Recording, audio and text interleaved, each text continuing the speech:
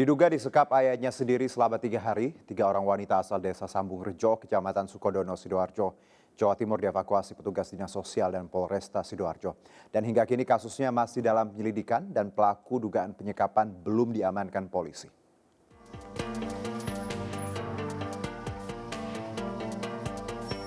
Petugas dari Polresta Sidoarjo dan Dinas Sosial Kabupaten Sidoarjo mengevakuasi 3 orang wanita asal desa Sambung Rejo, Kecamatan Sukodono, Sidoarjo, Jawa Timur. Evakuasi sempat berjalan alot setelah polisi mendapat laporan dari warga bahwa ketiga wanita ini telah disekap oleh ayahnya sendiri selama 3 hari. Menurut kesaksian tetangga, keluarga tersebut jarang bersosialisasi dengan lingkungan sekitar. Untuk pemeriksaan lebih lanjut, ketiga wanita ini diamankan oleh Dinas Sosial Kabupaten Sidoarjo.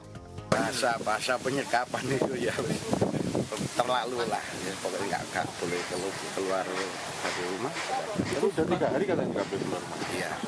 Terus ini tadi dibawa kemana Pak? Endingnya seperti apa? Solusinya tadi?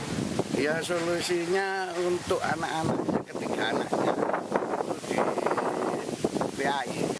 Meski telah dilakukan evakuasi, petugas masih belum mengamankan pelaku yang merupakan ayah dari ketiga wanita tersebut dan mengetahui motif penyekapan. Dari Sidoarjo, Jawa Timur, Yoyo Agusta, iNews melaporkan. Diduga pengemudi mengantuk, sebuah mobil yang ditumpangi 7 orang yang masih satu keluarga terjun ke parit di Kabupaten Tangerang, Banten. Sementara seorang wanita pengendara motor tewas dan 4 lainnya luka berat akibat kecelakaan beruntun di Gresik, Jawa Timur.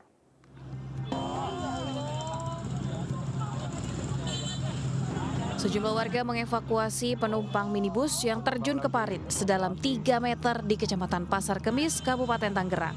Posisi mobil yang miring di dalam parit sempat menyulitkan proses evakuasi. Setelah 15 menit berselang, 7 penumpang yang masih satu keluarga berhasil evakuasi dan korban terluka dibawa ke klinik terdekat. Diduga pengemudi minibus yang mengantuk hilang kendali lalu menabrak trotoar jalan sebelum terjun ke parit. Usai kejadian, aparat Polsek Pasar Kemis bersama petugas terkait mengevakuasi mobil menggunakan kren.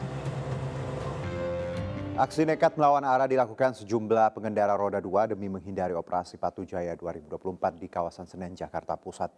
Sejumlah pengendara berhasil lolos namun tidak sedikit pelanggar yang terjaring razia.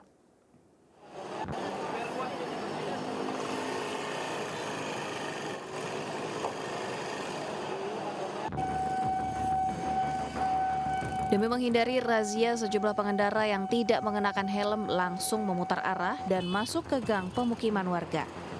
Tanpa memikirkan keselamatan diri dan pengendara lain, sejumlah pengendara juga nekat melawan arah di perlintasan kereta api. Sejumlah pengendara berhasil lolos dari razia polisi, namun tak sedikit pelanggar yang pasrah saat ditilang. Kalau untuk melawan arah karena itu sudah bahaya kepada keselamatan pengendara yang lain juga akan kami beri tindakan dengan penilangan. Operasi Patu Jaya sendiri akan terus digelar hingga akhir Juli mendatang dengan tujuan menegakkan ketertiban berlalu lintas. Dari Jakarta, Rani Sanjaya, iNews melaporkan.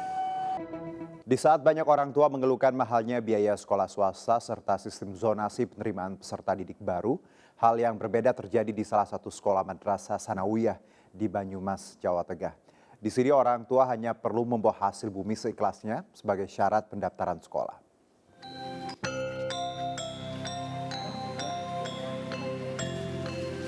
Emang ada ya sekolah dengan fasilitas yang lengkap, tapi bayarnya pakai hasil bumi? Ada dong. Salah satunya di MTS Pakis, Dusun Pesawahan, Desa Gunung Lurah, Kecamatan Cilongok, Banyumas. Di tengah hebohnya para orang tua yang bingung dengan biaya sekolah swasta yang mahal, serta sistem zonasi PPDB di sekolah negeri, sekolah di lereng Gunung Selamat ini tetap ramai peminat. Namun ada yang berbeda dari barang bawaan yang dibawa orang tua dan anak-anak saat mendaftar. Bukan uang, tapi para orang tua ini membawa hasil bumi atau pertanian, seperti singkong, talas, kelapa, serta pisang sebagai ganti biaya pendaftaran. Orang tua bersama anaknya hanya perlu mengisi daftar riwayat hidup. Mereka akan mendapatkan peralatan sekolah seperti baju seragam, buku, serta alat tulis. Ini berarti masuk kelas berapa Han? 7. Kelas 7. Dan kenapa Han pengen sekolah di sini, kenapa? Karena lebih dekat dari rumahku dan tanpa biaya. MTS Pakis Pesawahan yang berdiri sejak tahun 2013 ini memang diperuntukkan bagi para warga kurang mampu.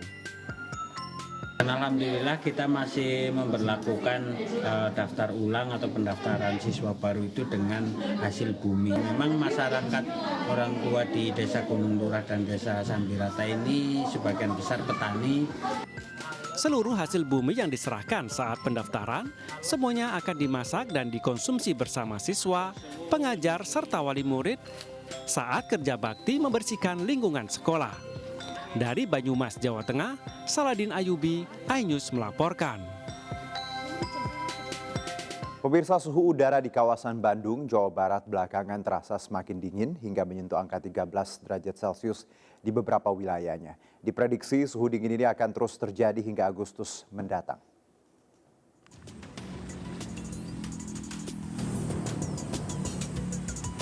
Cuaca dingin ekstrim terjadi di sejumlah wilayah di Indonesia, termasuk Bandung, Jawa Barat.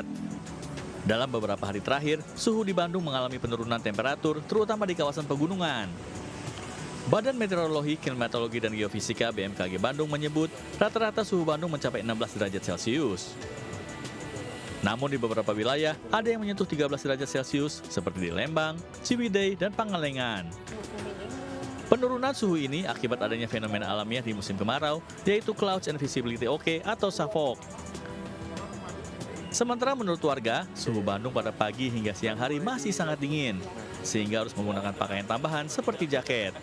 Dan ini memang fenomena terjadi di musim kemarau, ya, karena tidak ada awan yang tumbuh, ya, dan sehingga pelepasan energi bumi ke luar angkasa maksimal, begitu. Tidak ada yang menahan seperti awan dan kembali turun ke bumi sehingga panas. Beberapa hari terakhir sih bisa dibilang cukup dingin ya di Bandung ini, nggak tahu fenomena apa gitu, karena emang jarang banget gitu dinginnya, emang benar-benar dingin. Suhu dingin yang terjadi saat ini tidak hanya terjadi di Bandung Raya, namun seluruh Pulau Jawa, Sumatera bagian selatan, Bali, Nusa Tenggara Barat, dan Nusa Tenggara Timur. Dari Bandung, Jawa Barat, Evan David, iNews melaporkan. Pemirsa, pemerintah telah menaikkan harga eceran tertinggi minyak goreng subsidi. Minyak kita menjadi Rp15.500 per liter. Dan kenaikan ini memicu pedagang di pasar menaikkan harga yang lebih tinggi hingga dikeluhkan pembeli. Dan berikut laporan Syahreza dari Pasar Johar Baru, Jakarta. Pemirsa, kenaikan harga minyak goreng bersubsidi belakangan menjadi sorotan publik. Bahkan, kenaikan ini bisa memicu hingga langka dan juga menjadi mahal. Dan saat ini saya sedang berada di Pasar Johar Baru di Jakarta, di mana saya akan menunjukkan pada Anda bahwa beberapa masih ada yang menjual minyak kita, namun dengan varian yang sangat berbeda. Dan ini adalah salah satu sampel minyak kita berukuran 750 ml yang dibanderol senilai Rp16.000 per liternya. Lalu ada juga minyak kita dengan isian 2 liter yang dibanderol dengan harga Rp32.000. Artinya ini melebihi harga eceran tertinggi yakni Rp14.000 per liter. Dan kenaikan ini sudah dipicu 2 hari yang lalu, khususnya pasca diumumkannya oleh pemerintah soal akan menaikkan harga eceran tertinggi dari Rp14.000 menjadi Rp15.700. Namun terlepas dari kenaikan harga minyak dan kelangkaan minyak, ini warga dan juga pedagang di Pasar Johar Baru berharap agar pemerintah bisa menyesuaikan harga dan juga stok, khususnya minyak goreng bersubsidi. Dari Jakarta, Syahreza Zanski, Novan Dwi Kusuma, iNews melaporkan.